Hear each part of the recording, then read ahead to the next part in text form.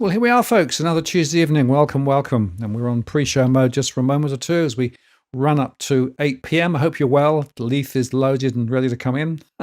We're going to have a hot show tonight. There's so much data, all unfortunately pointing in one direction, which is not necessarily good, but we need to understand and then think about what we can do to respond.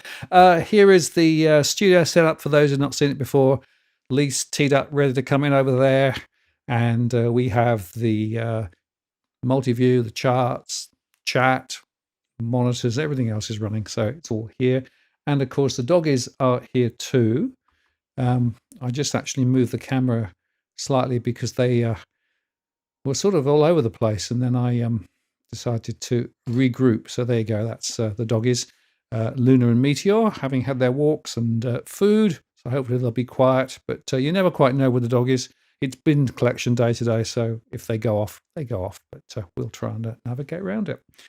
Anyway, we are pretty much on the hour now, so let me take the pre-show off and let's get this show underway. Back in a moment.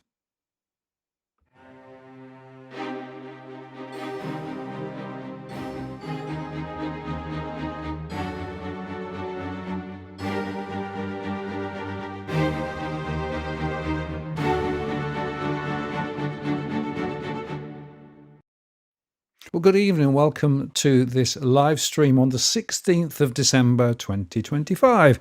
It's Martin North here from Digital Finance Analytics. Great to have you on this evening. Thank you for taking some of your Tuesday out. I know it's busy before Christmas, but this is an important conversation with Leith today, and glad that you could make it. And we will, I think, get into some very important areas. It'll be quite contentious. Leith tends to be quite spicy, which is great, and I do encourage the open conversation that we're going to have tonight. Just remind you, of course, as I always do, we're not providing specific financial or legal advice. We moderate the chat, but feel free to throw your questions, comments, suggestions in as we go. If you use that Walk the World DFA, you'll get my attention. That gets into my queue. And if you have a question, stick it in there. I've enabled Super Chat, which means you can get your question to the top of the list, or indeed make a contribution to what we're doing around here. Really appreciate those who help us via Super Chat, or via Patreon, or via other means as well, including PayPal. It really just helped to cover the costs. We don't do this for profit, we do this because we think there's a really important conversation to be had, particularly now because, frankly, well, the Australian economy is looking a bit wobbly. Households are under huge pressure. And unfortunately, a lot of it is a bit deliberate. We're going to get some of that this evening. Let's bring Leith straight in. Leith, welcome back. Nice to see you again. Yeah, g'day, Martin. Thanks for having me again. It's good to have you back on. And boy, we are, as we bubble up to the end of the year, we've got MYEFO tomorrow. We've got the net migration figures the following day, and we'll discuss whether they're going to track the other ABS data or whether they're going to make up some different ones. Number wanging, it's a good game. And we've also got Spin Jim, of course, and I've started to call him Spin Jim because every time I hear him, he sort of takes a little bit of fact and half truth and manages to build a sandcastle in the air that then dissipates very quickly when you actually sort of look at the data. So unfortunately, there's a lot of that going on. So much to talk about. But just before we get into that, just introduce yourself, Leith, because people may not know who you are.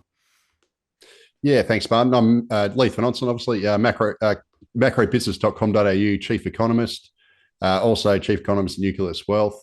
Worked at the Australian Treasury for several years back in the early 2000s, worked at the Victorian Treasury, 5 years at Goldman Sachs, and then split off and have been doing macro business for about, I think, 13 or 14 years. I sort of lost count now. It's been a long time, and hopefully I can continue to do that until I retire. So that's pretty much the long and short of it. And I just basically follow the economy, politics, energy markets, all that sort of stuff. And housing market, of course.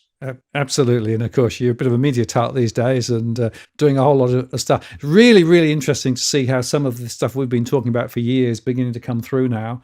And the mainstream are beginning to pick up some of it. There's a lot to talk about. And the fact of the matter is that if you're an ordinary Aussie trying to get by, it's becoming more and more difficult to be able to make ends meet.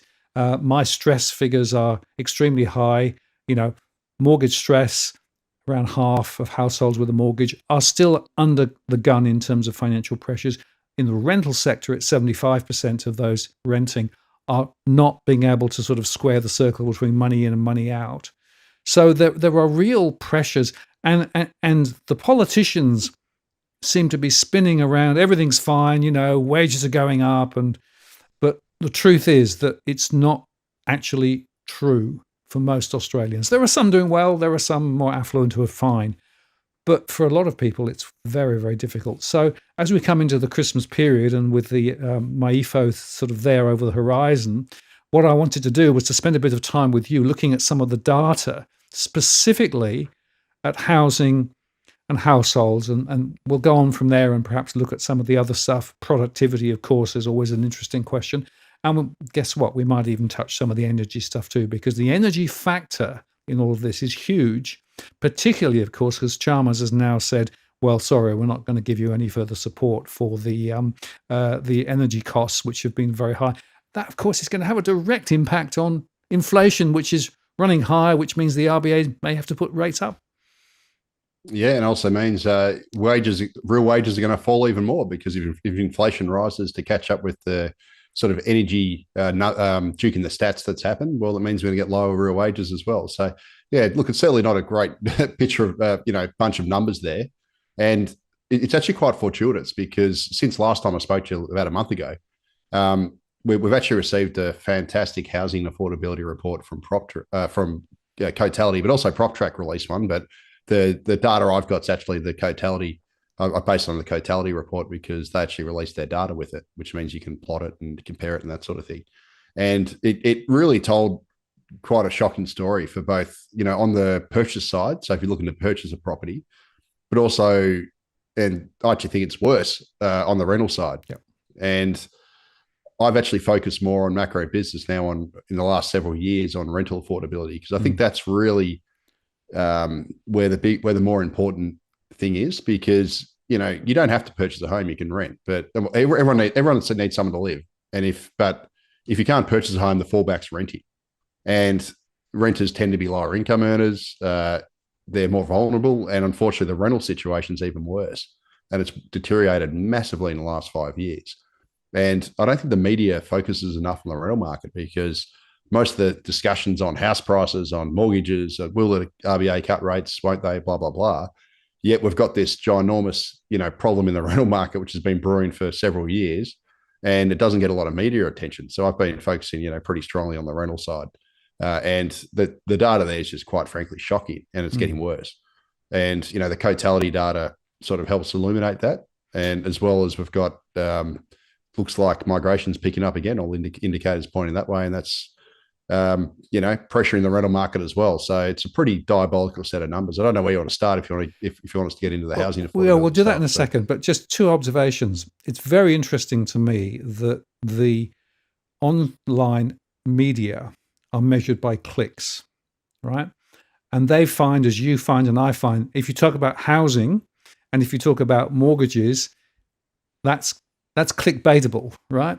Yep. But when you actually start talking about rents and rental affordability, that doesn't have the same reaction in social media, which means that it doesn't get that much coverage. So that's one observation as to why it is that the horrible rental story, which is a greater proportion of people are renting than ever before in Australia, and they're actually putting a greater proportion of their income than ever before. There was a report done by Domain recently who used 30% of gross income as a measure of rental stress. Well, I don't use that anymore, because the truth is that a lot of people in the rental sector are putting 50 or 60% of their disposable income just to find somewhere to live, right? The other interesting observation is when you actually look at the incremental increase in rents for people living in situ, they don't increase the rental bond following that increase. A lot of the reporting of rents are proxied off the rental bonds. So my belief has been for some time that the real true rental growth is actually even higher than the horrible official statistics. So we don't have good data, and we don't have good social media reaction to discussing the rental sector. But the rental sector, for me, is the linchpin issue for a lot of Australians in that sector. And of course, if you're in the investment sector and trying to make an investment property work, well, it's harder because, well, there are limits to what you can do with regard to rent. So it's a huge deal. And it's one that I think, unfortunately, is not being done well enough by the mainstream media, which is why we have to talk about it here and on Macro and elsewhere too. This is a critical issue. Absolutely. And you're spot on, because I know it with our traffic data. If I write a house price piece just on, I don't know, a fluff article on house prices, and I do those as well, because you have to. If you want to stay in the business and not fold, you got to play the game. But those articles get a lot more traffic than my rental ones, but the rental ones are actually the ones I care about writing. So you're sort of stuck there. But yeah, to your point, it's kind of interesting that the official CPI rents is so far behind every other indicator, whether it's Cotality, SQM Research, Domain, PropTrack, as well as, actual paid rents, which CBA measures from time to time. Unfortunately, they don't release the data. They do it periodically, but they're all pointing in one direction. And then you've got the CPI rents, which are basically lagging so far behind, it's almost laughable. And it does make you wonder, why is the official rental data so far behind all these other measures? Like, surely everyone else isn't wrong. But yeah, look, it is what it is. And the whole rental story is important, not just because that's where the most vulnerable are, but also a lot of people who want to purchase a home, you tend to rent first, right? So if you're renting before you buy and you need to save up a deposit and all that sort of stuff, well, then if you're paying more in rent, well, it makes it harder to save up a deposit to then purchase, which I think is why Albo has brought in his 5% deposit scheme, and they've got all these shared equity schemes. And the Queensland government's just announced, expanded their shared equity scheme as well. It's a way to basically, overcome the deposit gap and get people into the market taking either bigger mortgages than they otherwise would, or owning less of the house than they otherwise would, like owning a share rather than the whole thing, to try and sort of paper over the cracks of, not just high prices, but also high rents, which are precluding people from being able to save up a deposit. So, yeah, look, it's an absolute disaster. And this data from Cotality is, it's fantastic. It really is. And, luckily I've had it for a few weeks now. So I've had a bit of time to, cut it apart and, written multiple articles about it. So it's quite enlightening. And to be honest with you, it tells you exactly what you'd expect as well. Yeah.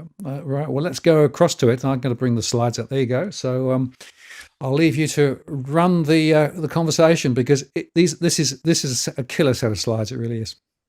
Yeah, it is. So what I've done is I've basically broken up into price affordability, or purchase affordability, I should say. So, and then I've separately done rental affordability, because they're two different things. And so this set of charts is again based on mostly Cotality. So the top two charts on the dwelling values, they're actually from PropTrack. And the reason why I use PropTrack is I've got, long run data from them. They actually give it to me.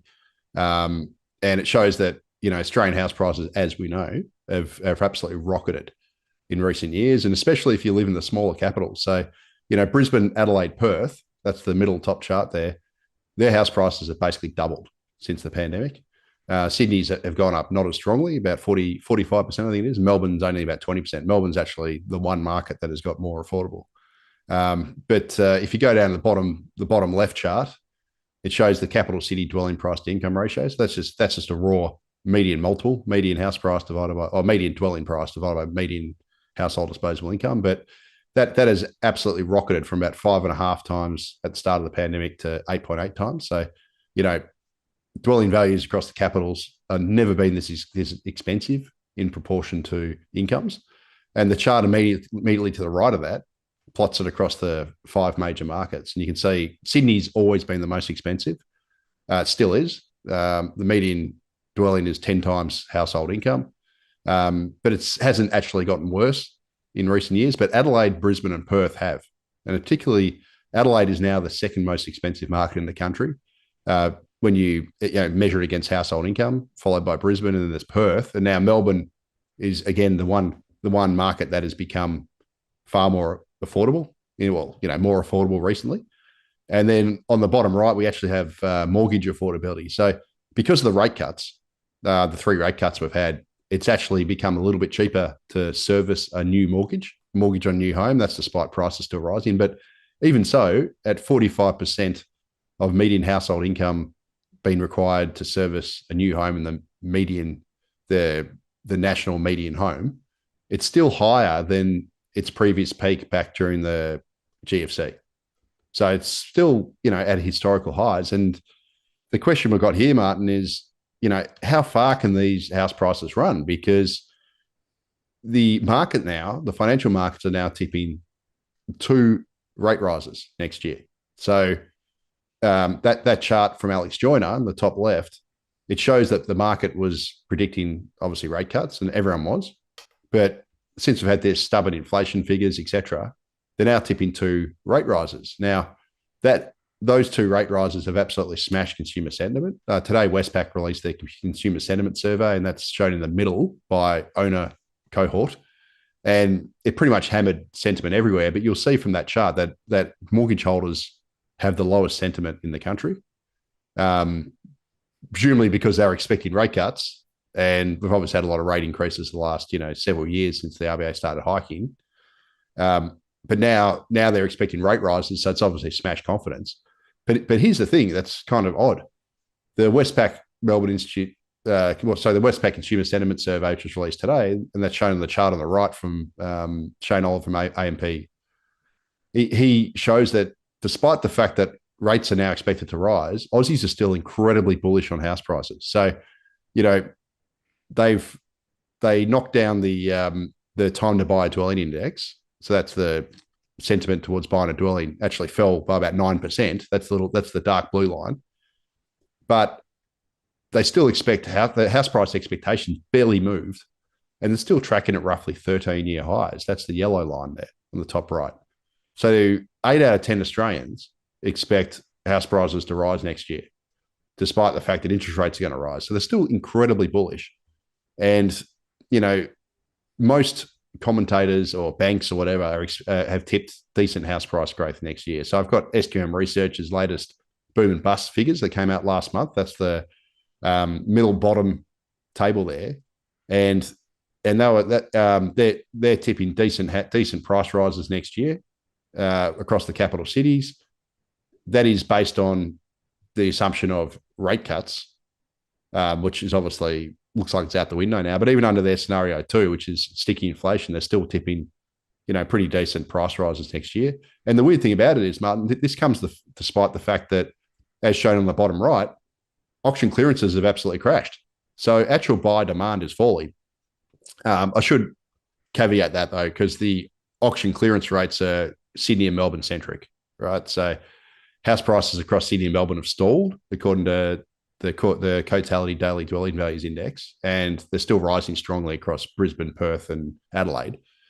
But, so that's more a proxy for Sydney and Melbourne. But auction clearances across Sydney and Melbourne have absolutely tanked. They're now running at their lowest level in a year. So since this time last year, prices are now started rolling over in those two cities. But despite all that, and despite the fact we had high rate, the expectation of rate rises, Aussies are still incredibly bullish on housing. So it seems like no matter what, housing sentiment is bulletproof, and they still expect house prices to rise, and house price expectations are still tracking at almost their highest level in 13 years, which to me is quite extraordinary. Maybe it's got something to do with the 5% deposit scheme from the federal government. They think that's going to save it. Who knows?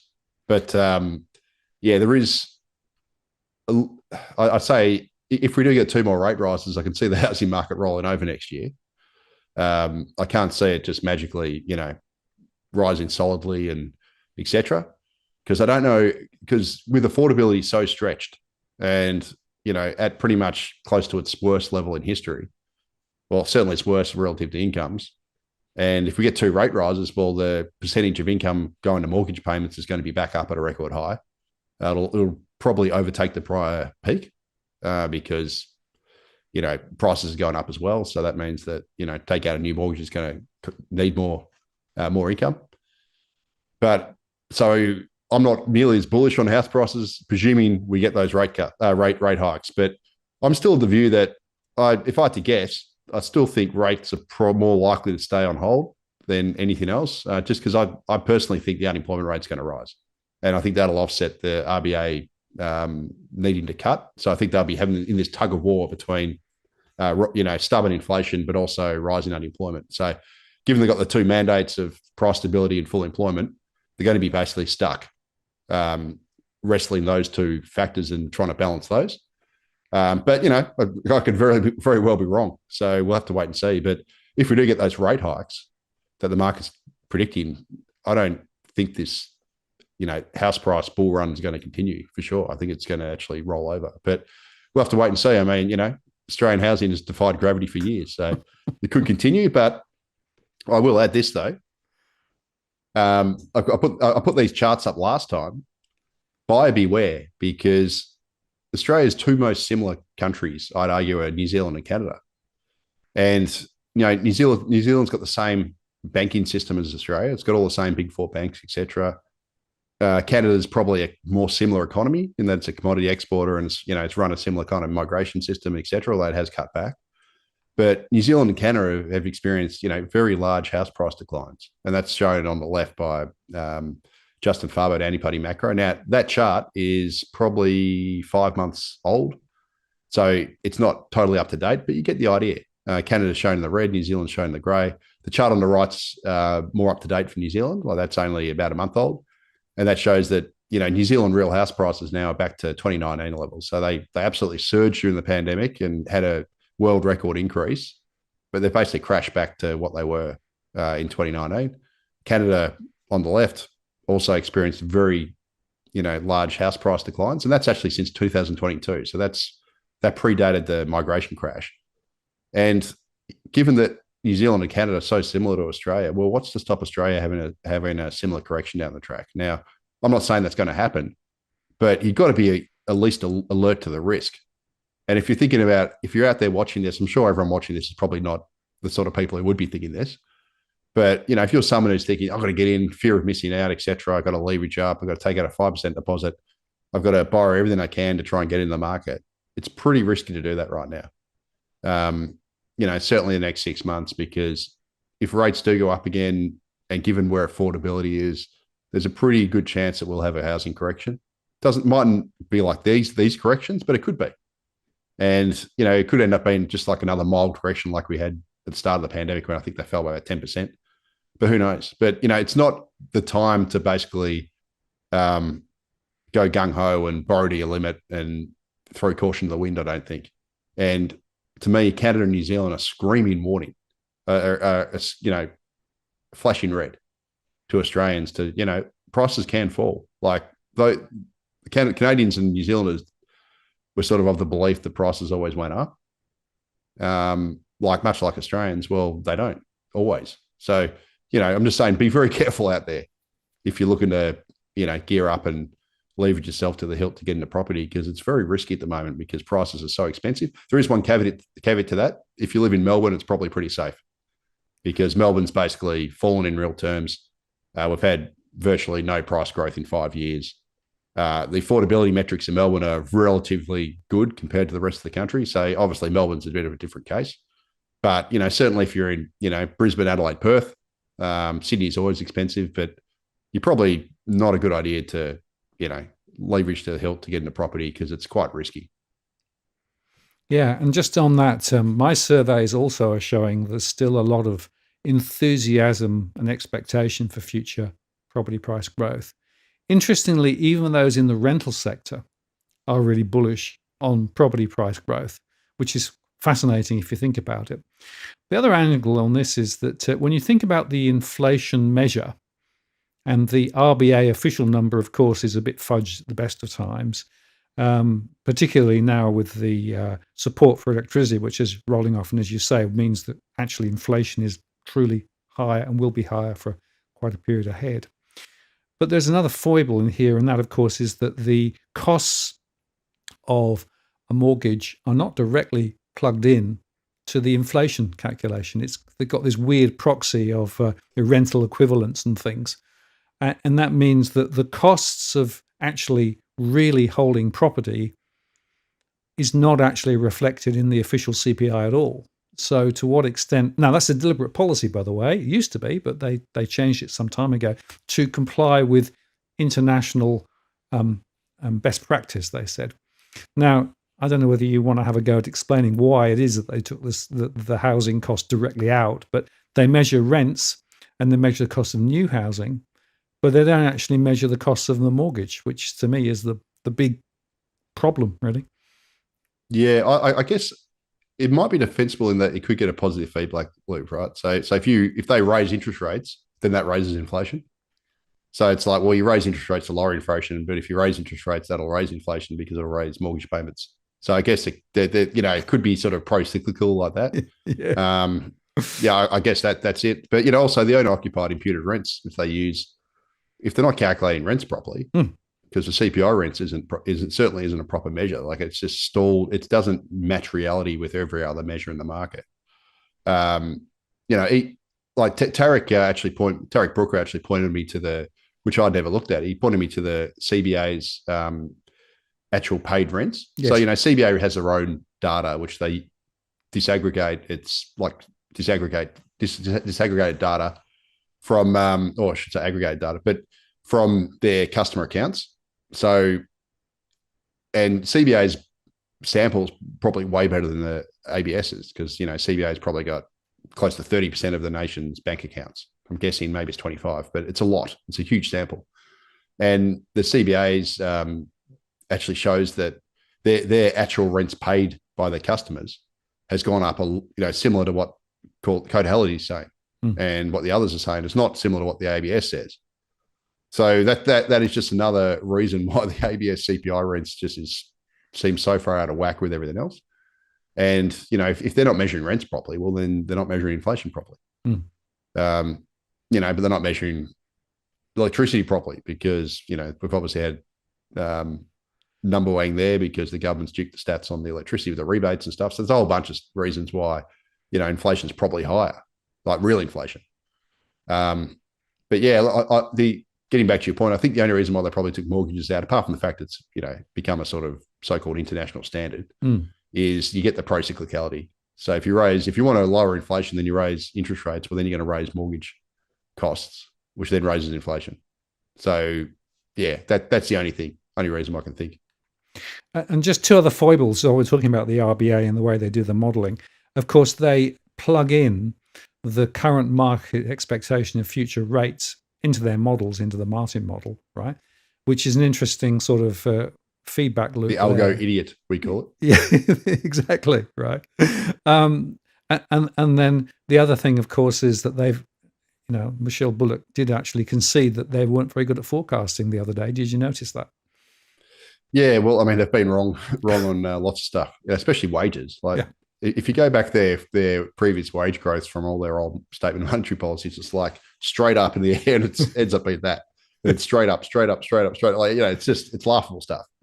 But look, I'll admit forecasting is bloody hard. I'm not exactly good at it either. But then again, I'm not, in a department of 1,200 people with all the best everything, who has oodles of time to do this stuff, who has models, who has liaisons and all this other stuff, right? I don't have any of that stuff. But yeah, their modeling, their forecast is pretty average on a lot of things, unfortunately. And so is the Australian Treasury, I've got to say, for that. The Treasury's, the Centre for Population, which is run out of the Treasury, their migration forecasts are laughably bad. Like, they make the RBA's wage growth forecast look good. So, this is a problem across, these sorts of agencies, etc. And I just want to flash this up, right? This is the RBA cash rate expectations chart, right? And you can just see how, it says it all already, doesn't it? Yeah. And that's why I don't put too much faith in this sort of stuff, because it's just a whole bunch. It's the views at the time, right? It's like a voting machine right now. And you can see that they're always wrong as well. So the market's always wrong about interest rates. They're always, too dovish or too hawkish, whatever. So, so I don't put that much weight in them saying that rates are going to rise. Yeah, sure, they could, but I wouldn't exactly base that as gospel, given how out they've been out in the past. Everyone's been wrong on interest rates, or most people have been wrong. Yeah, because unfortunately things change, right? The data's changing all the time, so you got to change your view with the data. So what you might think 1 week, in a month's time, that could completely change if the data changes. So I don't think there's necessarily anything wrong with that. But I personally don't think we'll get 2 rate hikes, but hey, I could be wrong as well. I think it rather depends on what happens over in the US and a few other places too, because there's so many factors. Economic uncertainty. And there's no way. Yeah, that's it. And there's no way you can know, anyone can be that confident either way. Yeah. So the conclusion is, and it's the same conclusion I have, is that the prospect for home price growth is certainly not as certain as it was a few months ago. The story from the US is uncertainty there about trade and a bunch of other things. The story from New Zealand and Canada is that prices can come down. And of course, it's interesting that the thing that changed in Canada and the US is migration came down. And the other interesting thing, both in Canada and in New Zealand, is that the political temperature, the weather, has changed with regards to high house prices and indeed migration. So it seems to me that Australia is really out on quite a limited limb now when it comes to questions of high migration, high house prices, and all the government support for housing. So we sort of seem to be ending up on a pretty thin branch with not many other people thinking the same. Yeah, and it's not just the rental area; it's net zero as well, right? So, you know, Australia's clinging stubbornly to this net zero, thinking we can save the world and lead the world on this. When a lot of the rest of the world's pulling back from this stuff. I mean, New Zealand's pulling back from net zero. Good old lefty New Zealand. They're now sort of trying to. They're almost like Homer Simpson, that meme where he backs out through the bush and disappears. That's New Zealand now on net zero. And yet Australia's, we're like all gung ho. We're going to, meet net zero by 2050. We're going to cut, 62 to 70% by, 2035 or whatever it is. It's just fanciful stuff. We're never going to do it. And why would you want to do it and destroy yourself? But Australia's clinging to that as well. So, we live in this fantasy world whereby the big Australia shills and the government, everyone thinks that we can magically grow the population by 50% over the next 40 years, which is the official forecast, through running one of the world's biggest migration programs. But then we can actually get to net zero as well at the same time. So we're going to have 50% more people using stuff, consuming energy, land clearing, creating waste, whatever, just activity, which uses energy. But then we're going to magically somehow not create any net carbon emissions out of that. Like, come on, guys. Like, this is just crazy stuff. Like, it's fantasy. Net zero is not possible anyway. Physics would tell you it's not possible, but it's certainly not possible if you're supposed to grow your population by 50% over the next 40 years, which is the government's forecast. So they live in this clown show fantasy world where we can have a big Australia with Melbourne at 9 million people, and Sydney at 8+ million people, and Brisbane about 5 million people, and just have all these people come in, everyone drive and live the way we do, running computers and everything else, homes, electricity, everything, waste, and then not actually bring our emissions down and bring them down to zero net. Like, this is just clown show stuff, and we live in a fantasy world. Like, it's just a clown show world. And I think the government just seems to think it can set a target and then that's all it needs to do. Well, they've set a housing target that is missing by, 25%. We only missed by 60,000 homes last year, guys. Good on you. Like, you said you're going to do 240,000 new dwellings. We only did 180. You only missed by a bit there. But, it doesn't matter. We've got a target, Martin. That's all that matters. We've got a net zero target. We've got a housing target. We've got that. In fact, they don't have an immigration target, which is ridiculous. They should have an immigration target. But they're very good at setting targets. But actually meeting those targets, not so good. Well, execution, of course, is the big challenge of governments around the world, and I think Australia in particular. Cheap. Talk is cheap. Well, I talk it about performative politics, right? It's about basically the latest announceable, as though they've done their job if they say something, but there's no follow through, there's no follow up. And the HAF is a great example of that, right? So this 10 billion number put into the in markets and then creating a small amount of returns that were meant to go into property, despite the fact that the latest announcements are that some of those agreements that they had actually signed, they've now got to unsign because they are not deliverable. And if you look at the number of houses that have actually been delivered by the HAF, it's a very small number, as Mr. Bragg always reminds everybody. But it sounds good. And it seems to me that that's part of the problem here. We've got to the point where the spin from our politicians and the announceables and all of that stuff, performative politics, is disconnected from reality. And I don't understand why more people don't actually say, hang on a moment, the emperor's got no clothes. Yeah, and in the Albanese government's first 1,005 days, I think it was, it brought in 1,221 net overseas migrants every single day of those 1,005 days, according to the ABS data. So It's not delivering the housing, but it's bringing in record numbers of people who need housing. Like we've never had migration flows like that before. Yeah. So I'm talking, from mid 2022 to the March quarter of this year, which is the latest data we've got. We'll get the new data for the June quarter on Thursday. But they've brought in just over 1,200 net migrants every single day since they've come into office, up until the March quarter of this year. Well, so, yeah, okay. I didn't even look at the numbers on the half. Well, they've done a couple thousand or something like that they've delivered. No doubt Claire O'Neill's crowing about all this. Oh, see, we're solving the housing crisis. We care, whatever. And it's probably overrun by one day's migration. Yeah. So Bragg actually asked them specifically on the breakdown, right? And because they were talking about building new houses, what they've actually done is they've bought houses that were already being built.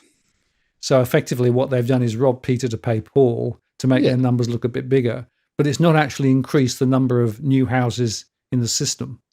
All it's done is just move it from A to B. And every time they make an announcement to say, "Look how clever we are, and look what we've done," you sort of take the lid off and think, "No, you haven't. You're fudging." Again, it's all about spin.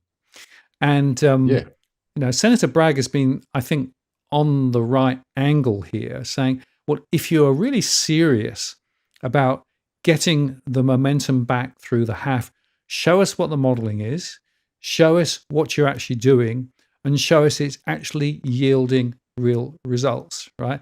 And it gives you another example, which I thought was quite rich. That they announced this 5% was brought forward from next year into this year, right?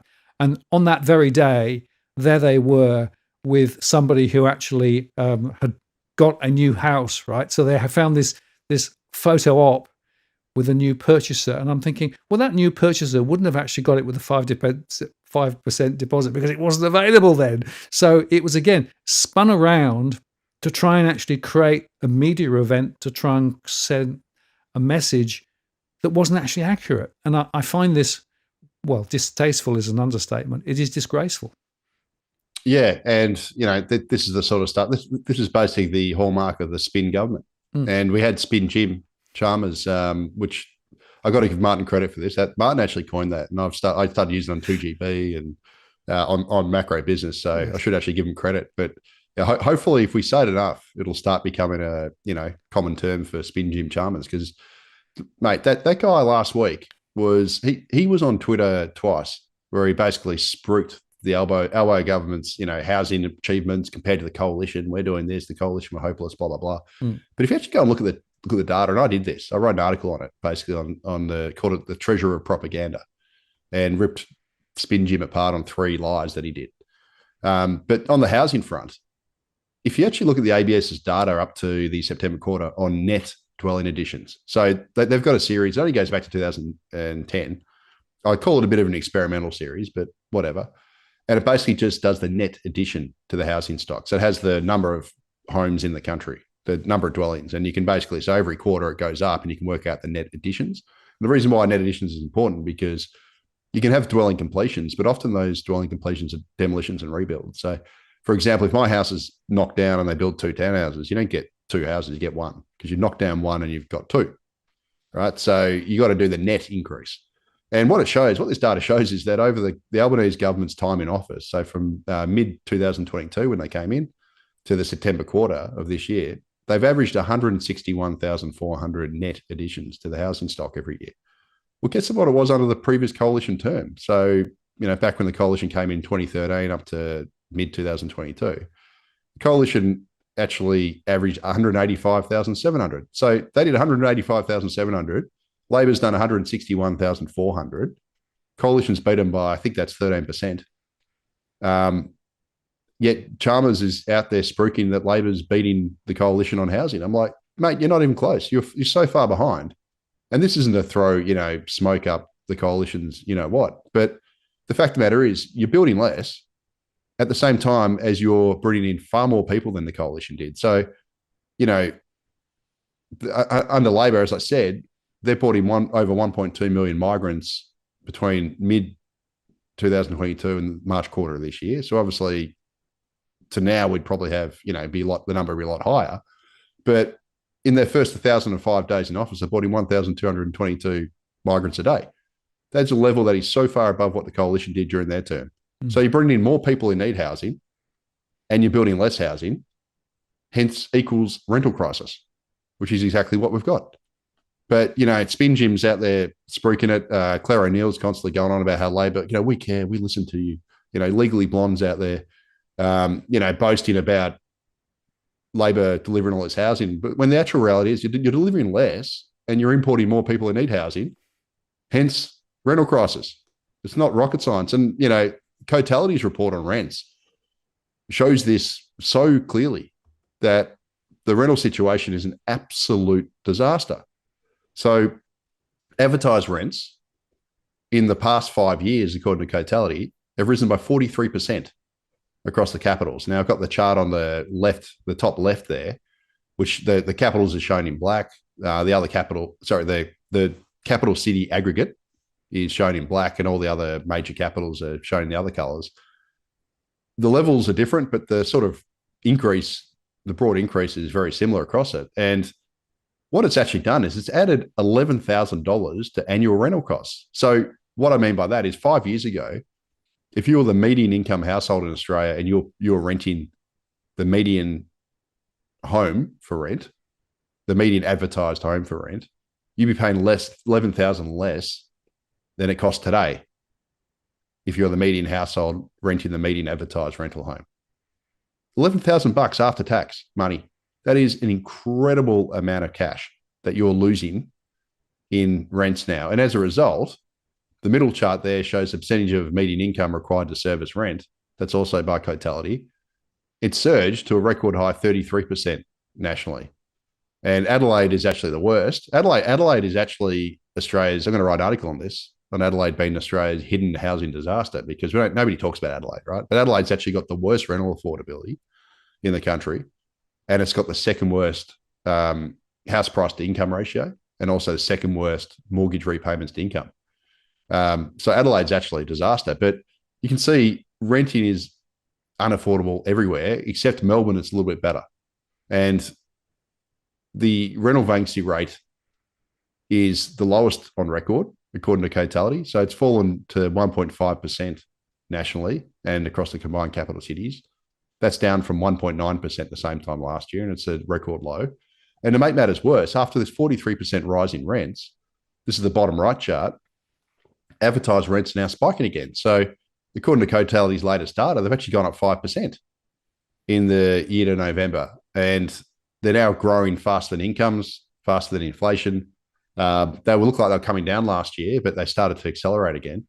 So the rental situation in Australia is just getting, even worse. And unfortunately, this comes at the same time as, supply is obviously severely restricted, as I've just mentioned. Shane Oliver, I put this chart up last time. He estimates that the current housing shortage in Australia is between 200,000 and 300,000 homes. The National Housing Supply and Affordability Council, they released their report I think 4 months ago, 5 months ago.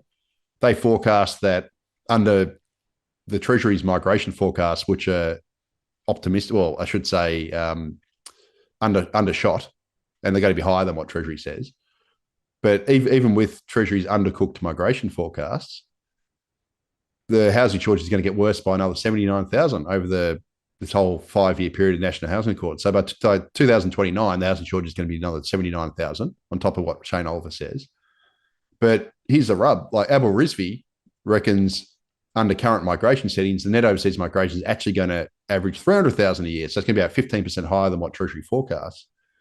Well, if that's the case, according to the National Housing Supply and Affordability Council, according to the sensitivity analysis which is shown in the bottom left, that means the housing shortage is going to worsen by 200,000 in the 5 years to 2029. So that's about 400,000 in total. If you add up roughly 200,000 from Shane Oliver, that's his current forecast, add another 200,000 called the National Housing Supply and Affordability Council.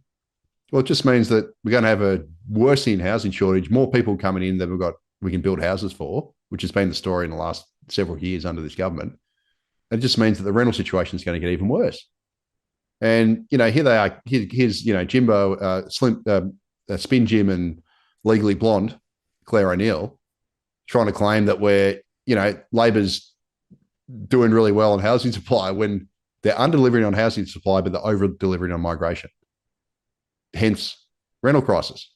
Like none of this is, rocket science. And we'll get the migration data, the official migration data for the June quarter on Thursday, right? Because we've only got the March quarter, and the March quarter showed that migration was falling. It was about 316,000 for the year on the way down.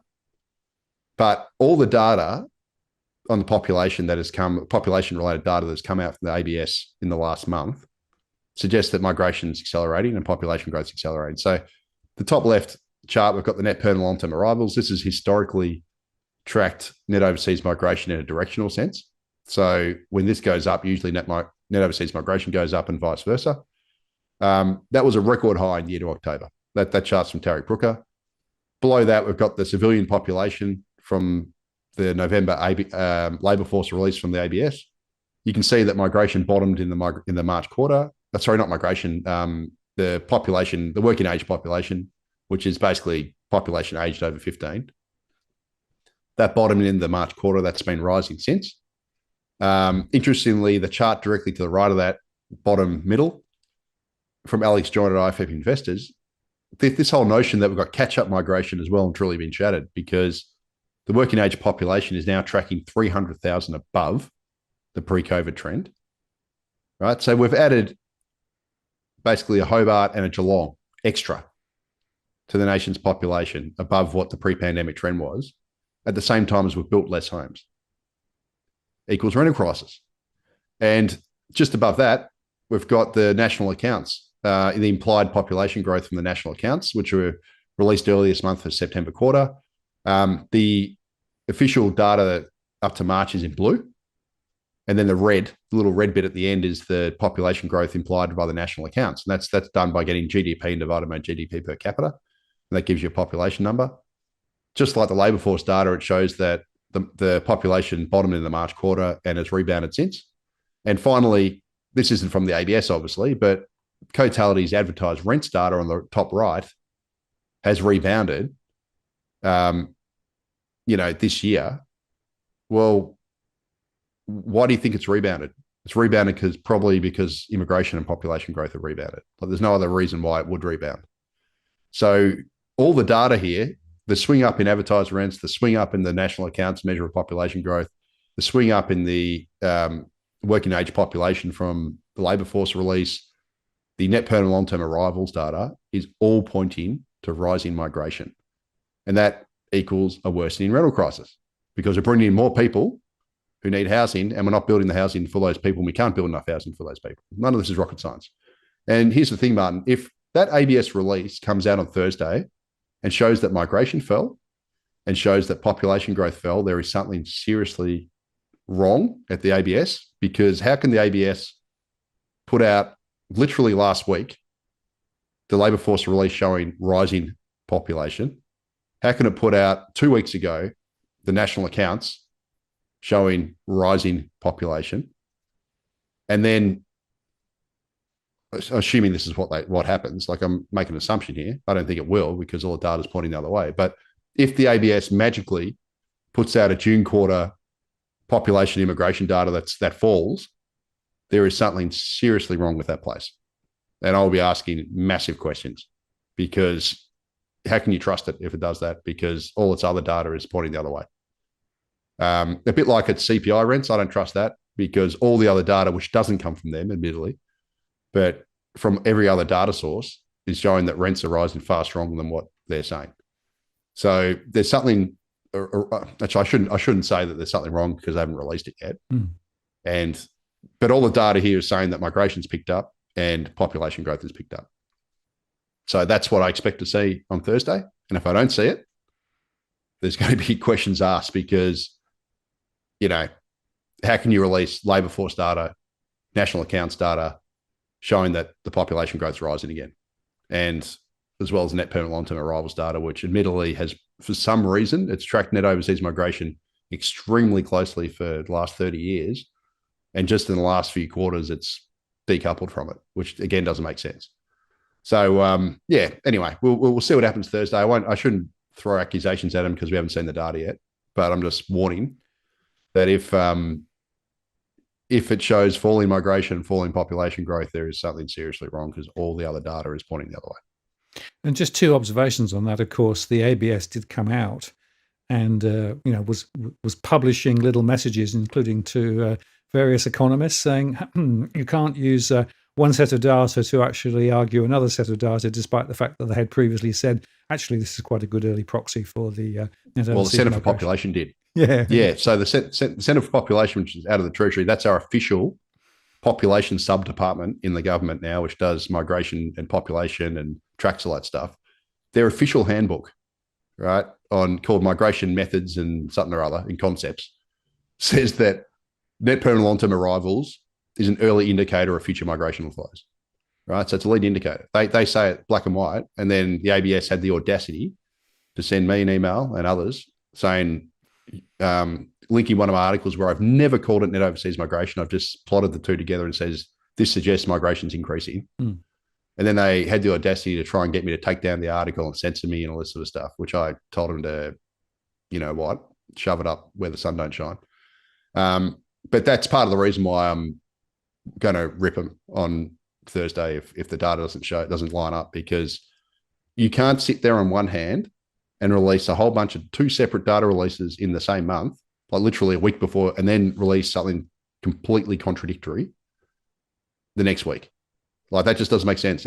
All that means is that your national accounts area, your labour market area, is not talking to your migration area.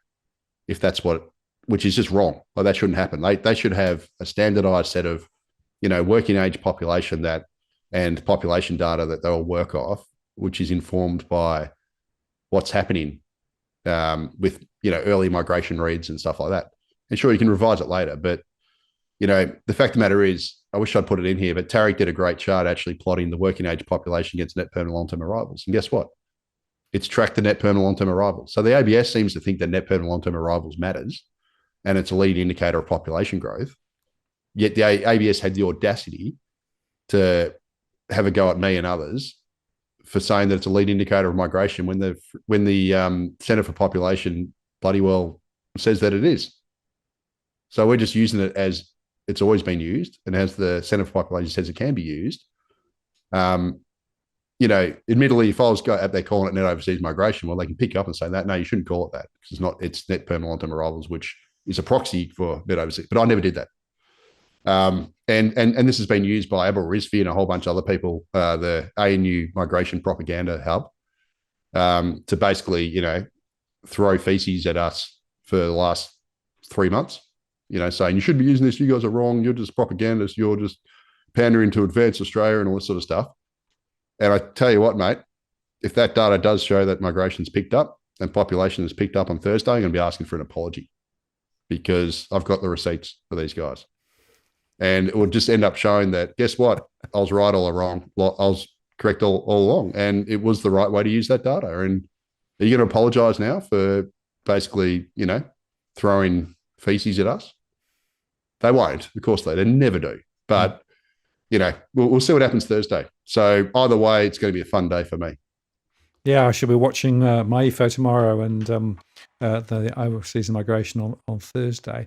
I will just make the point that, of course, statistical institutions around the world, including the Office of National Statistics in the UK and the guys in the US, as well as the ABS, there are questions being asked about their ability to be able to produce good statistics. And in the UK, there's been some very significant reports recently that suggest that the unemployment data is a bit wobbly, and some of the other information sets that they are using is not very stable. And in fact, they've been asked to go back and re-engineer some of them, simply because they, for various reasons, and that's partly to do with the fact that surveys are now not being answered as well as they were previously, and other mechanisms too.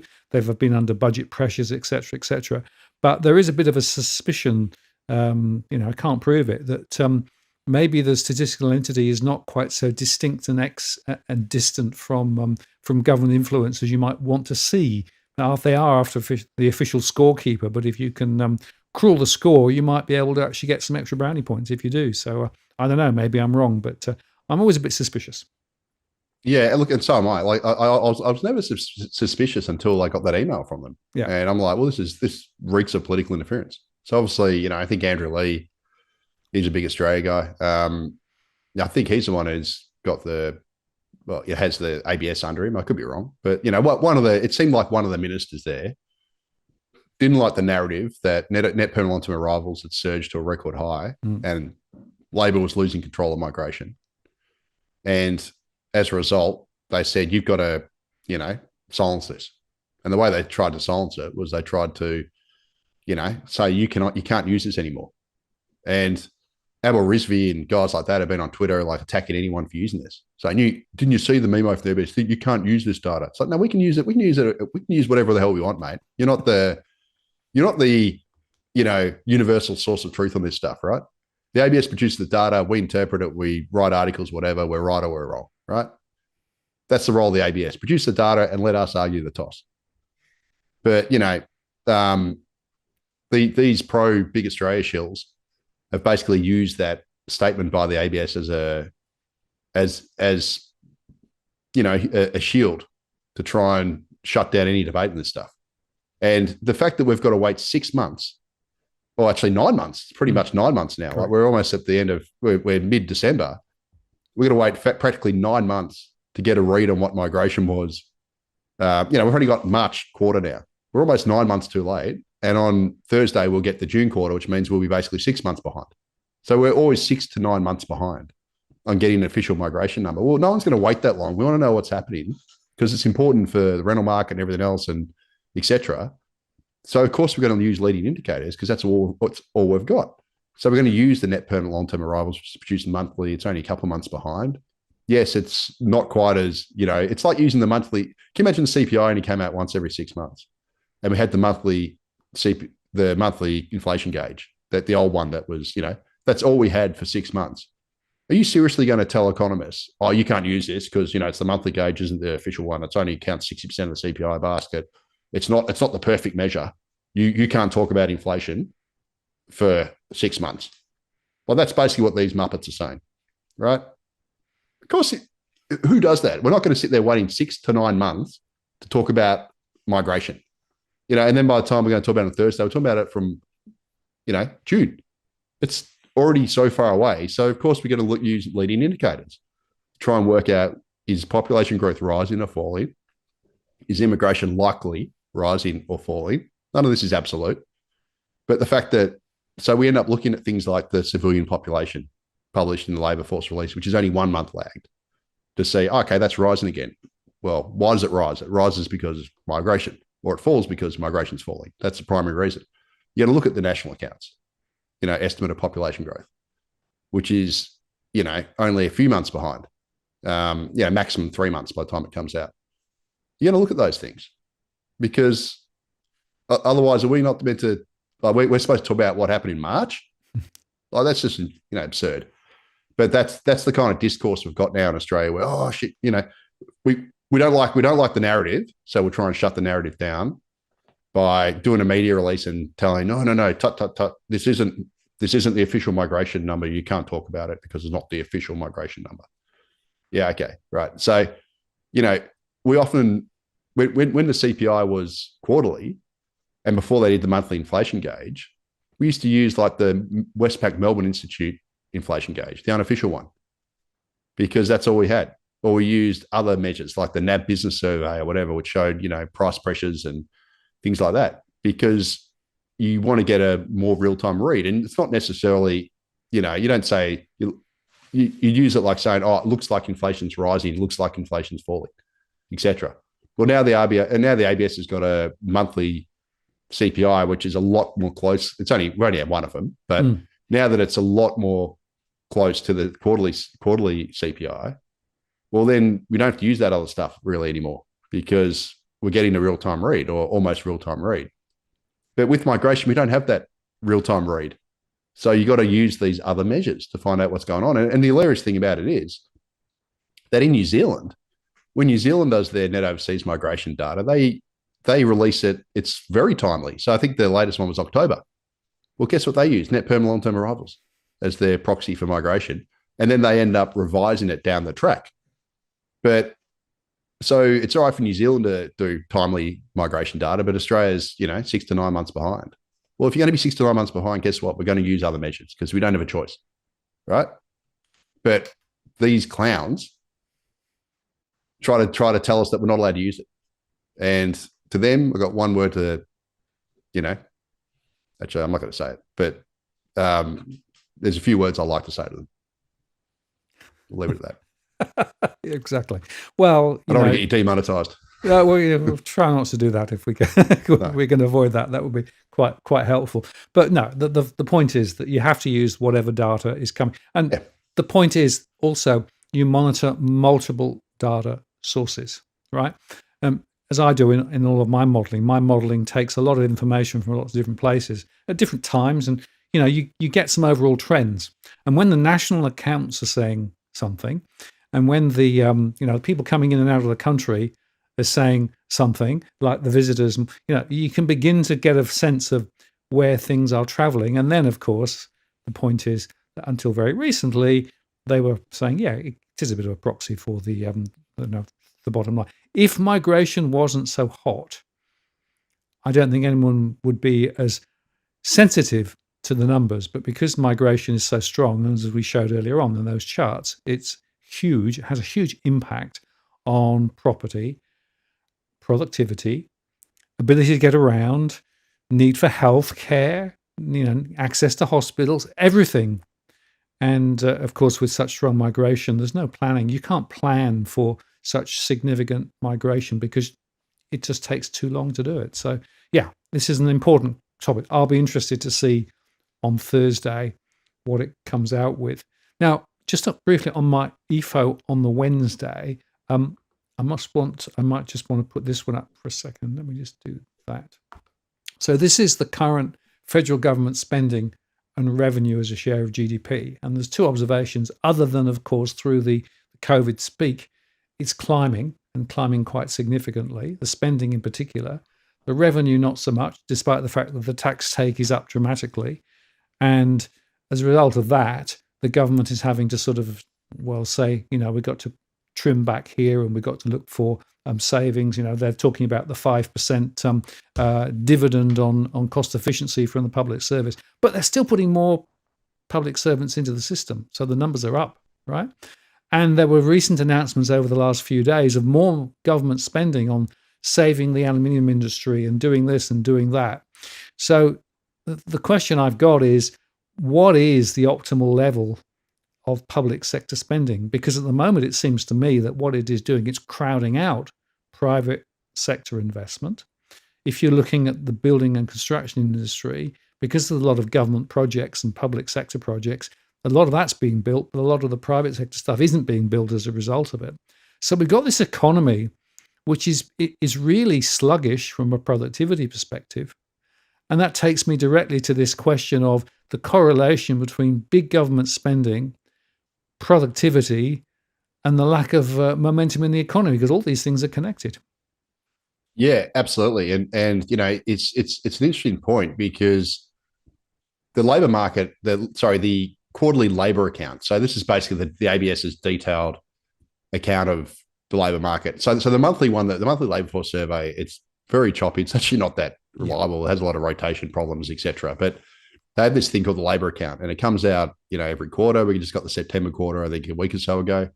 And what it showed is, I've got a chart on the top left, and it shows, this is from Alex Joyner at IFM Investors. And by the way, Alex is probably my favourite economist almost in the country. Like mate, this guy is amazing in the sort of stuff he does. He's brilliant.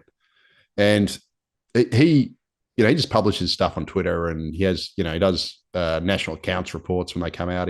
They're just so rich in detail, and the way he cuts the data up and explains it is fantastic. And he actually put this chart on filled jobs by sector, and he split it up between the market sector and the non-market sector. So I've explained this before, but basically the non-market sector is your public service. So your bureaucrats and everyone working in the public service, as well as healthcare and social assistance and education. The reason why they've included those is they're basically government funded, or mostly government funded. So if you think healthcare and social assistance, you think public hospitals,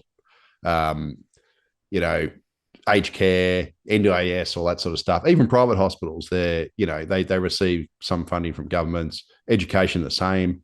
So they're basically government type jobs. So not pure government, but government funded to a large degree. And what it showed is that 69% of the jobs in Australia since the start of 2023, so probably 2/3 since Labor came to office, have been in this non-market sector.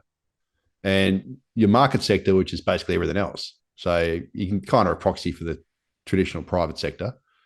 That's obviously produced far few jobs. And the reason why this is so extraordinary is because the non-market sector makes up about 31% of total jobs in Australia. So across the economy, they make up 31%, roughly. 31.5, I think it is exactly. But they've accounted for 69% of the job growth since the start of 2023. Now, this has got a few dimensions to it. So firstly, I wish I'd put it in here. Whenever I do this, I always wish I'd put a chart in, which I didn't. But Alex Joyner put another fantastic chart in, and he actually showed the unemployment rate in the market sector versus non-market sector. So it turns out, while the overall unemployment rate in Australia is 4.3%, right, and that's historically, that's still very low historically. It's really good compared to other countries. In the market sector, it's 1.2% higher. So I think he said it was about 5.5%.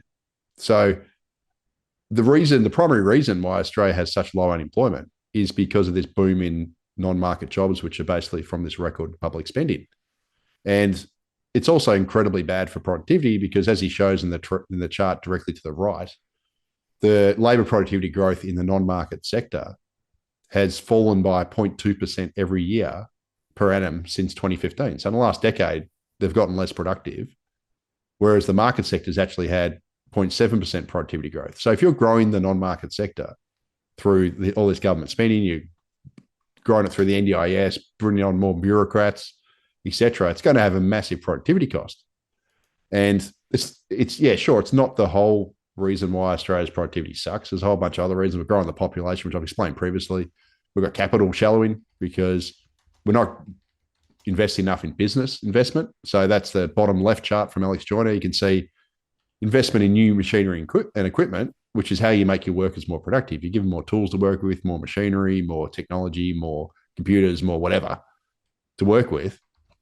As a share of GDP, it's roughly halved, right? So private investment in areas that will make workers more productive has crashed at the same time as we're growing the population aggressively. Again, as I said before, we've had population's grown by about 1.5 million since Labor came to office, 1.2 million from net overseas migration, 1,222 net migrants a day under Labor. Well, if you keep growing the labour force aggressively through immigration and you don't give, and there's not enough business investment, not enough infrastructure, et cetera, to keep up with that population growth, you're going to get less capital per worker. You're going to get capital shallowing, which is basically means that the capital to labour ratio is going to fall because the numerator of that, which is the capital, is less because we're investing less, as that chart on the bottom from Alex Joyner shows. But the labour ratio is growing aggressively. So the numerator is falling and the denominator is rising because we've got high immigration. Well, you're going to get less capital per worker, and that means you get less productivity growth. And on the right-hand side, the far right, this is for the the AFR did this chart. It was Michael Reid. He plotted Australia's productivity growth since the start of the pandemic, or since the end of 2019, between 2019 and 2024 across the OECD. And it says, as you see, Australia's average productivity growth has been the second worst in the OECD. We just beat Mexico. And it's not surprising when you think that the non-market sector's exploded, which has got negative productivity growth. We've grown the population aggressively. We haven't had nearly enough private business investment in machinery and equipment. So we've had capital shallowing. And as a result, we've got really poor productivity growth. And this is a structural thing. Like, how are we going to turn this around with an economy that basically we've gutted our manufacturing sector, right? We've destroyed our capital base because of high energy costs and all this other stuff. So how are companies going to invest more in machinery and equipment when we got that set up, when your manufacturing sector is shrinking? We've become more service-based, where you don't need as much of that stuff and it's low productivity, where most of the jobs being created or added are government funded. And this is just a recipe for very poor productivity growth. And of course, we're growing the overall labour force aggressively, super quick, by bringing in truckloads of or plane loads of mostly low-skilled migrants working in unproductive jobs. So this is a recipe for declining GDP per capita, declining productivity growth. And the bottom middle chart, which I've done from the national accounts, which compares GDP per capita, productivity, immigration, you can see that labour productivity growth and GDP per capita are actually inversely correlated to the migration rate. So the migration rate, which is in green, it's inverted. But you can see as immigration's picked up, GDP per capita growth's fallen, and so is productivity growth. And part of that's this capital Calhoun story, right? We've brought in way more people in the last 20 years, really. So it's not just under Labor. Like, we had 15 years of big Australia before COVID as well, where we averaged 225,000 net overseas migration a year in the 15 years leading up to the pandemic. That's up from about 90,000 average in the 60 years post World War II. And in the last 5 years, or the 5 years, since the end of December 2019, we've averaged 270,000 net overseas migration. So that's including the pandemic, border closures. So we've gone from 90,000 to 225,000 15 years leading up to the pandemic. The last 5 years to 270,000. We're bringing in more and more people. We've got less capital investment to less infrastructure, etc. For those extra people, millions of extra people were brought in, we're going to get less productivity growth. And then now we've got thrown in high energy costs on top. So it's a pretty bad equation we've got here. And this also is one of the reasons why I think the RBA is more likely to stay on hold, because we've got austerity now. Well, a degree of austerity. It needs to be a lot more. But, the federal government now is looking to at least pare down costs, or at least stop the costs from growing. The state governments are trying to do the same thing. Like in Victoria, where I live, they need to do a lot more of it, but they're trying to cut a couple thousand public sector jobs, etc. I just don't think that the non-market sector is going to grow in an employment sense anywhere near like it has in the last several years. And as a result, and because of this high immigration, our labour force is growing by nearly 40,000 workers a month, right? So we need to create 40,000 roughly jobs just to keep everything the same, if assuming participation rate stable, etc. So if we've got this close to, I think it's 38,000, or maybe it's 36,000 monthly growth in labour force because of high immigration, and the non-market sector is no longer growing aggressively because governments, state, federal, are doing cutbacks, well, then the unemployment rate's likely to rise. And because unemployment rate is likely to rise, I think the RBA is going to be in this tug of war where inflation's too high, much higher than they want. But at the same time, they've got a rising unemployment rate. And I think that's the reason why we could have rates staying on hold, or if it gets bad enough, like the unemployment rate rises quickly enough, we could actually get rate cuts. But that's the sole reason why, getting back to what I was saying earlier, I think it's more likely rates will remain on hold than rise, like the markets are saying. But, we'll see. Like, anything could change. I could be having this conversation with you in a month's time and, my views change. But, there is this bad productivity story going on here, and it's brought on by, in the short term, or in the most recently in the last few years, it's this surge in non-market sector jobs that had declining productivity, alongside the surge in the overall population, which has grown faster than business investment, infrastructure, etc., which has led to capital shallowing. And those are the two sort of main drivers of why the productivity growth has tanked since 2019.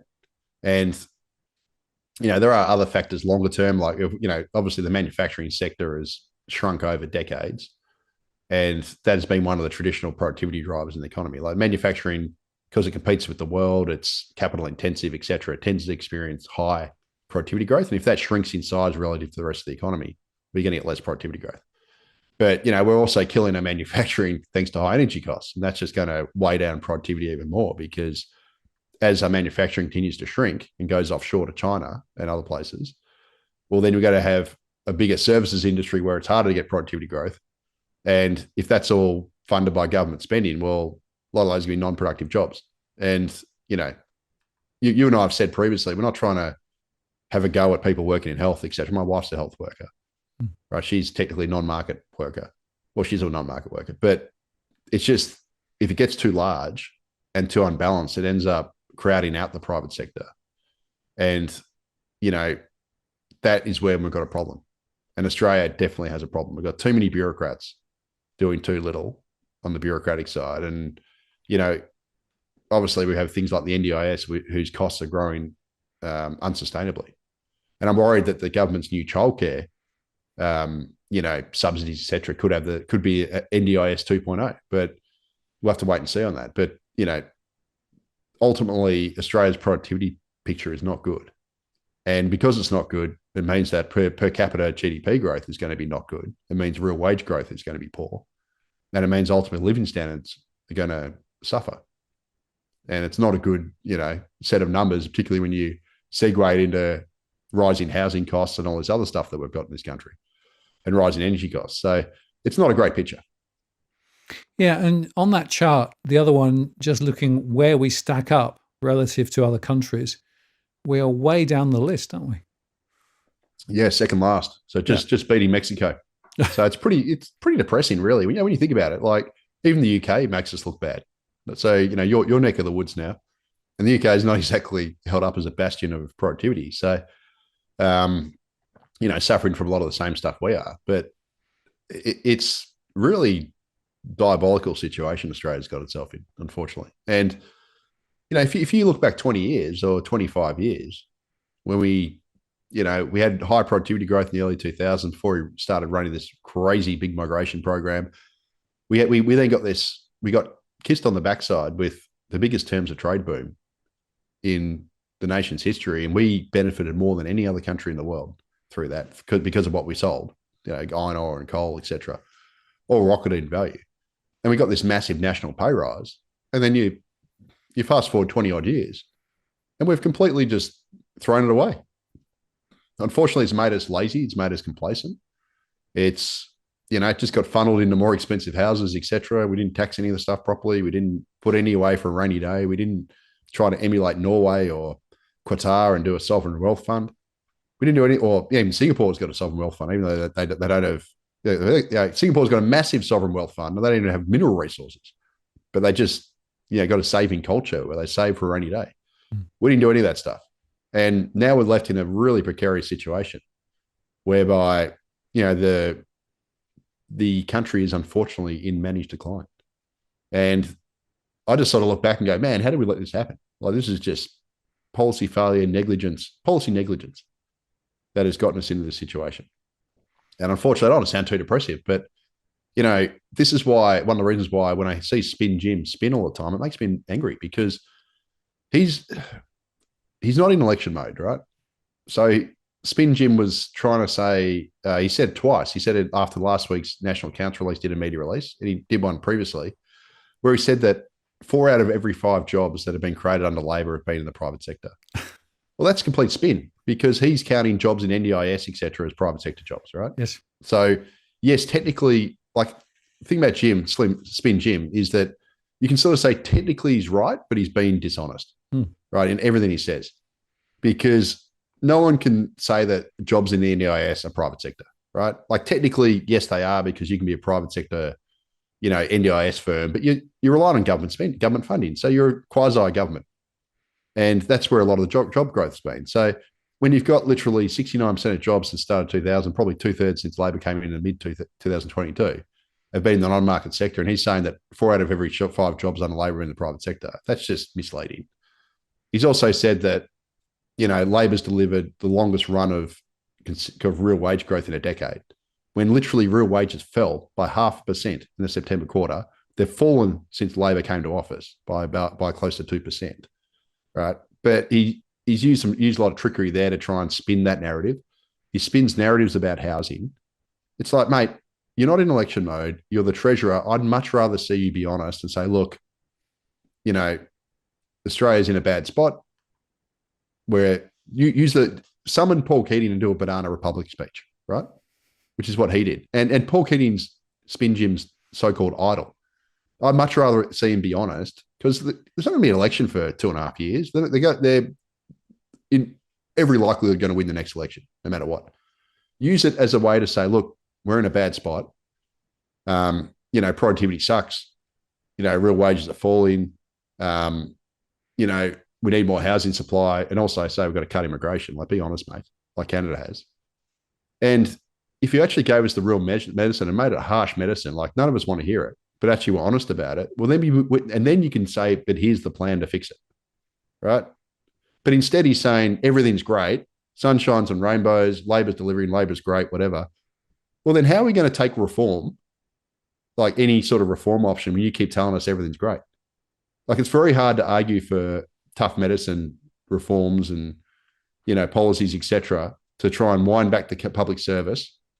Say we've got to cut debt, we've got to do all these we've got to cut the bureaucracy, we've got to do this, we've got to do that. Trim the public service and whatever else he wants to do. It's very hard to then argue for that stuff when you're saying that everything's great and that the economy's going gangbusters and we're delivering X and Y. It's well, then if it's so good, why do you have to do all this stuff, right? Like, be honest. He should be summoning Paul Keating and doing a Banana Republic type speech and hammering us how we're in a bad situation and we need to turn it around. And here's our plan to turn it around. I'd much rather see him do that than just put a positive spin on everything all the time, because the treasurer of the country should be the one politician. I'm not talking about during election time, like, during an election campaign, they're all going to spin, but we're out of that period now. Like, the election was only, 6 months ago or whatever. This should be the time when he's been honest about the situation in the country, instead of just incessantly spinning and basically lying through his teeth. Let's be honest. Even though, he can sort of say, technically I'm right about this because, he uses some obscure statistic which paints a rosy picture when it's misleading. And it's just, it's infuriating. And, you expect it from certain ministers. I expect Albo to be more of a spin merchant, but you expect your treasurer to be a bit more, honest with us about this. And, he apparently wrote his PhD thesis on Paul Keating. Well, if he's your idol, it's time to duel Paul Keating. Deliver us a Banana Republic speech. And, whenever we get bad news, be honest about it and say, this isn't good enough and we need to fix it. And this is how we fix it. And this has been created by policy failures on both sides. Like, it'd be good if I'd love to see politicians say, look, the coalition made mistakes, we've made mistakes. Governments in the last 25 years have made mistakes. And we need to fix it. And here's how we're going to fix it. And if he did that, I'd be there. It's about leadership. Well, just no one else. I can't stand the bloke and I attack him. And look, the one upside is he does give me a lot of content for Macrobusiness. So in that respect, it's good. Well, 2 points. The first is that this is about leadership, right? I don't think we've had good leadership from our politicians in Australia for at least 20 years. And that's because they had the easy times when all of this money came booming in through no intervention of their own. They were just lucky with China and the minerals, et cetera, et cetera. But we didn't use that to lay a foundation for the future. And, old Johnny and just gave the money away, and Costello gave the money away, and tax cuts and everything else. Then, of course, things started to change. We also had this sort of idea that, well, maybe MMT's fine. So, we can actually run a bigger government. And as long as we're investing in good things, that's actually good. And governments don't have to repay debt. Well, that may be okay when interest rates were really low. But now where interest rates where they are, and look at the bond rates, it's costing a huge amount of money every month for government just to service the debt it's got. And yet it's still building more debt rather than less debt. So we have a debt problem. We have a China problem because they're going off the boil with regards to their economy and what's going on there. So the narrowing of the economic base in Australia is continuing. The energy problem is another factor that's actually in the mix too. And we've on previous shows highlighted the problem with high energy costs, the narrowing of the manufacturing base as a result of it, and the fact that households are paying way more than they should for energy, which is another impost on households. So it's time for real leadership, not leadership that just aligns with the big corporate end of town or with the international zeitgeist coming down from the World Economic Forum or something else, right? What we want is leadership to take Australia forward, because Australia is a wonderful country. It's got so much potential, and yet we seem to be squandering it. And we've squandered it for 20 odd years. And nobody seems to want to wake up and do what needs to be done. That's what I don't understand. Yeah, absolutely. I'd love to see Spin Jim become Grim Jim, right? Like give us the grim medicine. Like no one wants to hear it. But you know, he needs to be a leader, right? He needs to argue the case for doing stuff that we mightn't want to do because it's hard, but we need to do it. And the way you can do that, first you got to admit you got a problem. But he doesn't admit we've got a problem. And if you don't admit you got a problem, well, you can't find a solution, right? So yeah, that step one is to admit you've got a problem. And Australia has a lot of problems in the way that we've set things up. You know, the housing side, the energy side, the immigration side, like just excessive. You know, the whole structure of the economy has been warped in a whole range of areas. And, you know, but you've got to at least be honest and admit you've got these chinks in the armor, right? But instead it's like, no, we're bulletproof. We've got this, we're delivering more housing. Everything's great. And, you know, energy costs are going to come down when they're just clearly not. And all this sort of stuff. We just get gaslit and lied to constantly by our politicians who just spin, and everything's about spin. And it's quite infuriating because, you know, again, Labor's got the biggest majority in my lifetime. And we're basically a one-party government now. So you don't have to put a positive spin on everything every single time. Every time there's a release, you don't have to, and it's crappy. You don't have to then go, no, it's great. You know, biggest run of real wage growth, whatever, in a decade, when they've fallen and they're so far below their peak. And the RBA's own forecasts show that by the end of 2027, they're basically not going to grow any more than what they are now. And it could take till mid to late 2035 to recover the real wages we've lost, which is what it shows if you extrapolate the RBA's forecast. Yeah. Like, don't, you know, spin this, we on us and tell us it's raining, which is basically what they do. And I find it, as great as it is for content on macro business, it is, as an Australian and someone who wants better for the country, it is infuriating. And they don't need to do a mud because they're not in election mode and they've got a stomping majority. They don't have their backs against the wall. They're not a tired government that's been in for 10 years who's, you know, trying to fight for their life and have just lost their way and all this sort of stuff. They're in a very strong position politically. They don't need to do this spin constantly because it's just nauseating. Comes out, you know, it's like it's coordinated because you go to check Chalmers' account and he says that, and then you go to O'Neill's account, Legally Blonde's account, and she does the same thing. And then Albo, it's just spin. It's just like, give us some honesty, admit we've got problems, and give us a solution on how to fix this stuff and bring us along for the ride. That's what you should do. And, you know, I'm not a fan of everything he did or whatever, but you got to at least hand it to Paul Keating. He at least did that. I know it was different times, but, you know, again, Jim Chalmers, Spin Jim apparently did his PhD thesis on Paul Keating. Well, he should know this stuff, right? Like, he knows the guy. He's an expert in him, apparently. Well, channel Paul Keating and start, you know, emulating him in these areas. Like, just be honest, mate. And just want to say that Jason asked, is it true 1 in 5 jobs are government or public sector jobs? And it depends on how you define it, right? Remember that what we showed in that earlier chart was we've got the public sector jobs, plus we've got those that are actually in the private sector but paid for by the public sector, which are really part of the non-market, right? And when you do it that way, yes, then those numbers are actually right. And it's actually almost a third. Yeah. So it's 31.5%, I think. Correct. Exactly. It's actually higher when you count those as well. So it depends on how you count it. But yeah, we've got a large amount of people supported directly on the government purse, directly or indirectly at the moment.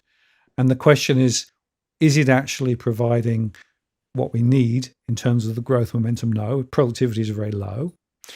And we need to turn the ship around, which means, again, different policies, leadership, all of those things, which is what we've been talking about tonight. And the point here is that the spin that we're getting from the politicians at the moment, when they actually have this huge majority and when potentially they could take us into a much better position if they wanted to, they choose not to. And that's my point. Yeah. These are deliberate decisions that the current government, with all its power and all its majority, are making. So it's not happenstance, it's not an error, it's a deliberate set of settings that they've chosen to go with. And that's what I find just disgraceful. Yeah. And look, we don't have to look too far. So the classic example, everyone knows we've got this rental crisis, right? So Labor can try and paper over the cracks and say, oh, so, supply, but this rental crisis in Australia is very bad. It was all those charts I showed before, very bad. And Canada was experiencing exactly the same problem, right? A couple of years ago, they way overcooked migration. They did a ginormous migration surge. In 1 year, I think at the peak in 2023, 24, they brought in 1.2 million net overseas migrants. So their entire population growth, which was 1.2 million that year, was net overseas migration. It was just insane. But their government, at least, first they pushed back, and then as people got more and more angry, they then realized, oh, hang on, we've got to basically stop this. And they've effectively implemented almost a 3-year population freeze, whereby they want to basically still have, 400,000 or a bit less than that. I think it's 350,000 permanent migrants every year, but they want to manage down the temporary migrant intake from, I think it's 7% or is it 8% of the population? Might even be 9%, but they want to get down to about 5% of the population. So as a result, they're going to have an outflow of temporary migrants. So they're not going to replace the ones whose visas expire and they go home with new ones. And because they're going to have an outflow of temporaries, they can actually, even though they got nearly 400,000 permanent migrants every year, they can basically get population growth down to, close to zero for a couple of years. And then after that, they want to then stabilize at a much lower level. Now, so they brought in this, Canadian rents absolutely soared. I've got a chart on the left there, which was up until it's about 18 months old, 2 years old, from the National Bank of Canada, one of the big banks over there. So it's old data. You can see, at the peak, rents absolutely exploded with population growth. So rents are in red, population growth's in blue. Massive rental crisis. As a result of the largest immigration influx in history. But last year, the government, implemented these drastic immigration cuts. And as a result, the population growth absolutely tanked in Canada. So they've had like the two of the smallest quarters of population growth. I think one of them was zero. The other one was barely positive in years. And as a result, rents are now falling. So on the right-hand side, the right-hand chart, top right, shows that average asking rents in Canada this is according to rentals.ca, have fallen for 14 consecutive months. And the average asking rent, that's the bottom right hand, has actually come down $100 a month from its peak. Now, they're probably too expensive, but at least their rents are coming down, and they've followed migration down. And Canada's largest bank, BMO, stated that about a month or so ago that, quote, stricter immigration targets continue to slow population growth and limit new household formations. And they forecast that rents would continue to fall because of stricter immigration targets and slower population growth. So, there's a direct lesson here for Australia, right? We've got this worsening rental crisis that just keeps getting worse and worse. We can't build enough homes. We keep bringing in too many people. Just copy Canada, right? So Australia's temporary migrants, if you don't count travelers, tourists, is about 9% of our population. Now, that's a little bit inflated. So that's higher than what Canada's was at the peak, but it's a little bit inflated because it includes New Zealanders who got open access. So if you strip them out, it's probably about 7%, similar to what Canada's was. We should be managing that down because we've got about 2.6 million temporary migrants in Australia. It was about 1 million about 15 years ago. And that number just keeps getting bigger and bigger. We should be trying to manage that down to, say, 1.5 million. Do what Canada's doing. If we did that and we had 1 million temporary migrants leave over a period of several years, do it over a 5-year period or something, we would actually have a massive drain on net overseas migration. And we should also cut some permanent, categories as well. We should cut that back as well. But there is nothing stopping Australia from emulating Canada. Like every single opinion poll, really in the last decade, but all the recent ones show that Australians want lower immigration. They don't support this. And the reasons for it are all the same stuff that I always go on about: housing, infrastructure, quality of life, blah, blah, blah. Australians want lower immigration. Canadians wanted lower immigration. Canadians got lower immigration. Australia's governments keep gaslighting us. The coalition's completely useless on this as well. And they just keep force feeding us with high immigration. And Canada is a classic example of what you should do. New Zealand as well. So New Zealand's also had a massive reduction in net overseas migration. It's tracking at, levels that are a fraction of what the norm has been in the last 20 years or so. And as a result, New Zealand's rents have tanked as well. They're actually falling. So, I got chart in the center there of up to the September quarter of changing asking rents based on rental bonds, negative. The top right is from Justin Farber and Cody Macro. He posted this today. It's the CPI rents inflation. As you can see, that's crashed as well. And the bottom right-hand corner, also from Justin Farber, shows that because population growth's crashed, because immigration's crashed, now housing supply is running way ahead of demand. Who would have thought? And as a result, New Zealand now has a rental market that is getting more and more affordable every single month. Not rocket science. Low immigration equals lower rents, or lower rental, much lower rental growth. Canada proves it. New Zealand proves it. This is not rocket science. This is basic supply-demand economics, right? And when it comes to rents are a lot more pure supply and demand than prices, because prices are impacted by mortgage rates and borrowing and all this other stuff, whereas rents are pretty much tied to incomes and the number of people who are demanding stuff. So it's really more of a pure supply-demand market. So obviously, if you're going to lower, you're going to reduce the number of people coming in every year who need housing, and most migrants rent when they come to Australia. They don't come and buy, they rent. Well, then you're going to obviously improve the rental market. And Canada shows that. New Zealand shows that. What is our government doing?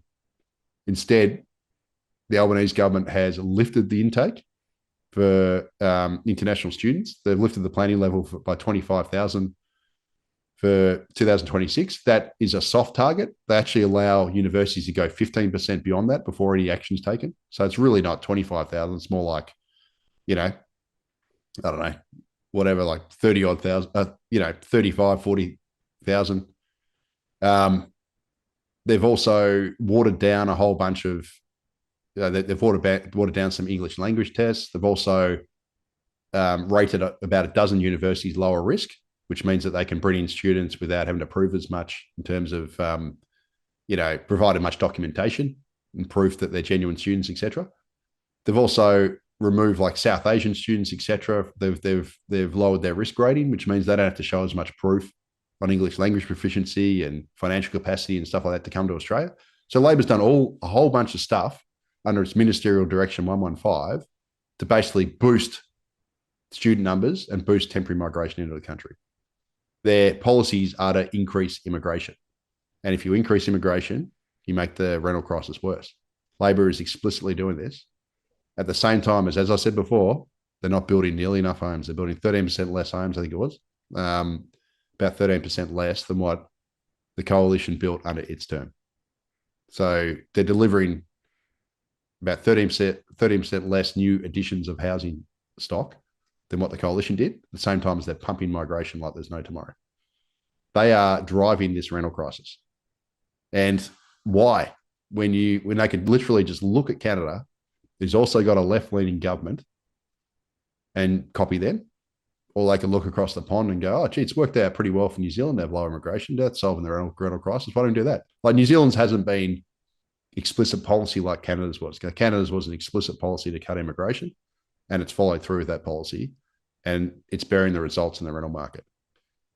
But, so why isn't a left-leaning government in Australia that is supposed to care about workers and supposed to care about equity and all this stuff? Like, I know they don't, but that's what they're, historically supposed to care about. not emulating a left-leaning government from Canada who had all the same problems and has taken a set of policy actions that has worked and is actually solving its infrastructure problems and housing problems, etc., by running a lower immigration program. And according to the BMO, their biggest bank, and also the National Bank of Canada, they actually think that Canada's lower immigration has also kept the unemployment rate from rising as much because of Trump's tariffs, etc., because they're not adding as much to the labour supply. So as a result, they also think that this lower immigration is actually benefiting the economy in a per capita sense and also benefiting the labour market by keeping the unemployment rate lower than it otherwise would be. So why isn't our Labor government copying Canada? Like it's a fundamental question here. Yeah. What are they doing? It is a very, very fundamental question, Leith, and I think we've come towards the end of the show now, because the fact of the matter is we are in a bit of a pickle, but there is a way forward. There are things that could be done, and with the right leadership, we could turn the corner quite quickly. Look at Canada, look at New Zealand. Meanwhile, of course, the broader canvas with regard to interest rates are that they're probably going to go sideways or up rather than down from this point. That's going to put some immediate momentum away from housing and all those things. But the rental sector is the canary in the coal mine here, and turn down the migration knob. Just get it down. That would actually be a very good and immediate step that could make a huge, huge difference. And I think that's a really good place to take the conversation tonight. And the good news is you're going to be back next month, and we can perhaps take the conversation into the next year and think about 2026 and all those things. But thank you very much, Leith. If people want to know more, where would they go to find out more? Yeah, so the best spot's macrobusiness.com.au. I write there every day, heaps of articles on this sort of stuff, like all the topics that I've touched on tonight, write about that a lot. I've got a YouTube channel, which pretty much just has my interviews. So I do 4 or 5 interviews a week, usually on radio, talking about this kind of stuff. So that's at, just search my name, Leith van Onselen, on YouTube, you'll find it, or at LeithVo. That's if you want to keep abreast of my media interviews. They're usually about 10-minute interviews on radio. They do ABC, 2GB, 4PC, whoever asks me, basically, I do interviews on. All the same sorts of stuff: housing, energy, economy, you name it. So those are the 2 places: macrobusiness.com.au and YouTube. Terrific, Leith. Well, thank you very much. I hope you have a great Christmas, and I'll look forward to catching you in the new year. I appreciate your time tonight, as always. Great charts, great conversation, really important points. And folks, the message is, sure, we are in a bit of a pickle, but there are things we can do. If our politicians got their act together, there are things they could do. So, let's focus on that and give them a shove in the right direction. Leith, thank you very much. We'll see you next time. I'm going to take you off stream now. Cheers. Merry Christmas, Martin. Merry Christmas, everyone. I hope you have a very safe holiday, everybody. Thank you. Take care. See you soon. There you go. Hope you enjoyed that. Very important messages there from Leith, as always, and I'll look forward to having him back next month. Next week, I've got Adam Stokes on. We're going to talk about crypto and particularly stable coins, which looks to me to be a very, very important thing to understand. So we're going to dive into stable coins the week before Christmas. Thank you very much for spending some time with us this evening. And we ran a bit over, but I thought it was worth it given the quality of the conversation. Dogs are here. They've come and given me a nudge a couple of times. They are ready for the next part of the day. So that's my next task. And I hope you have a great week and a good evening. And check out the recorded shows. We're back now live next Tuesday. This is Martin North from Digital Finance Analytics signing off. Take care. See you next time.